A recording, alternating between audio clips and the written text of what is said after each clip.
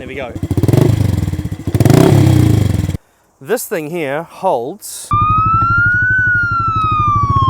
Welcome to this episode of Small Bike Stuff, another Honda. This is an NBC110, otherwise known as a Honda Super Cub. It's sold in many different variants around the world, and these are famous in New Zealand for having been used as the Postie bikes after the Honda CT110 was discontinued in 2013. This thing was brought out the same year, and it was produced through till 2017, and in New Zealand they're now using the CT125 generally for Postie bike duties, although there are a lot of these laying around.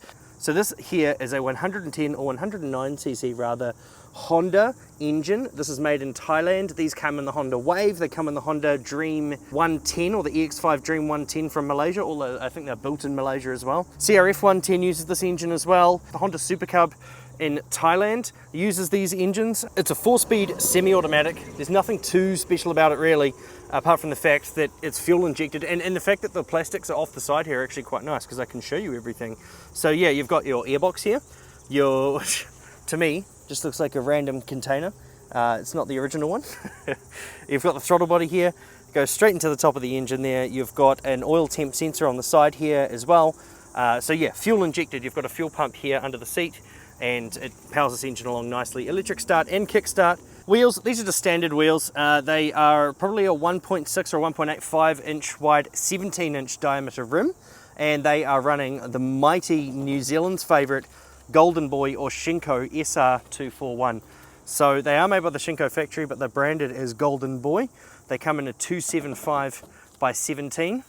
And they are super soft, but they're super grippy, so they're really good for gravel. The only downfall of these tyres, which are on the back as well, you've got the same rim, same tyre here. The only downfall of them is that they are so soft that if you use them for a lot of road riding, you'll see that middle knob there kind of wears away quite quickly, and yeah, you're left with a tyre that you need to replace a bit sooner than you'd expect. However, they are very cheap, like 45, 50 New Zealand dollars, so that's no problem. Drum brake rear and drum brake front. The rear drum brake's actually pretty big. It's a lot bigger than some of the original Honda Super Cubs, for example, which makes sense, you know, it's 110cc, bigger bike, more power. All right, into the controls here. So you've got your speedometer here. I've got the key turned on, and we can just give it an electric start. So let's do that. You've got your kill switch here.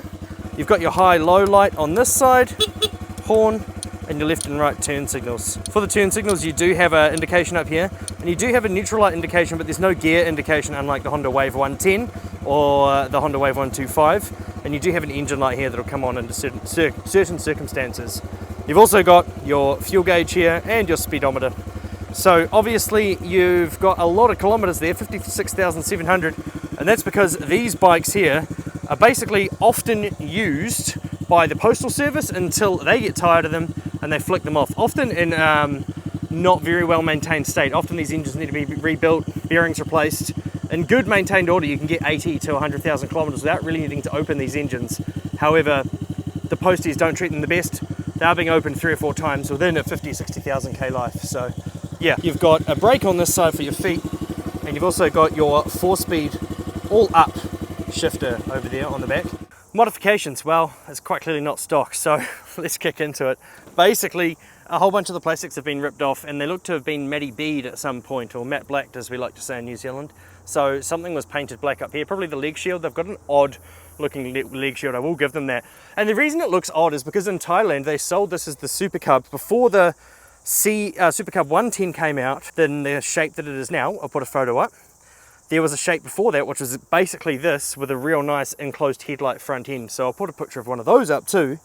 And so that's what this bike could look like, but because it's for the post service, unfortunately you get this big bulbous headlight here, which it's fine, it's not terrible, it does the job, but it doesn't look great. So yeah, modifications, it's got a container for an airbox.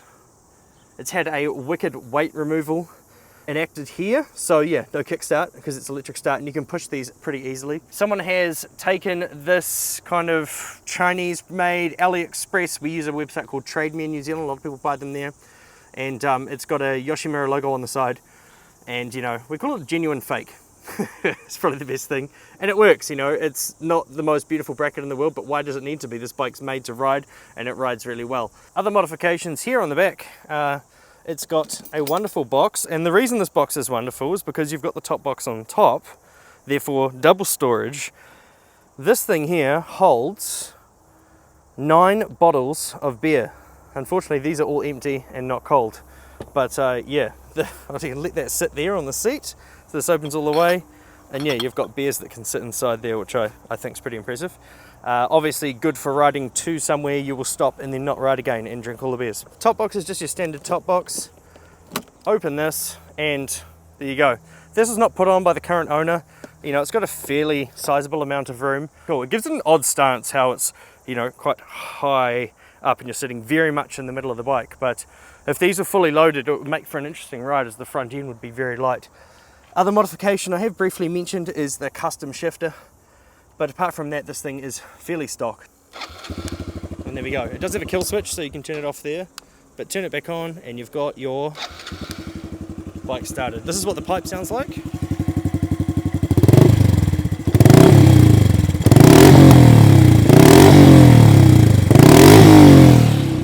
So not super loud, it's pretty good. It's a nice volume, doesn't sound super loud, but you can definitely hear it coming, which is a lot nicer than the stock ones, which are uber quiet. I do like a little bit of noise, but I don't like it to be ridiculous. Alrighty, let's go take this thing for a ride. I'm wearing these horrible thick gloves, which would be nice in winter. I left my motorcycle gloves with my Honda Wave, but I feel so naked riding without them. I'd rather wear these thick winter gloves. They're going to be horrible and make my hands sweat than have absolutely nothing if the unforeseen was to happen.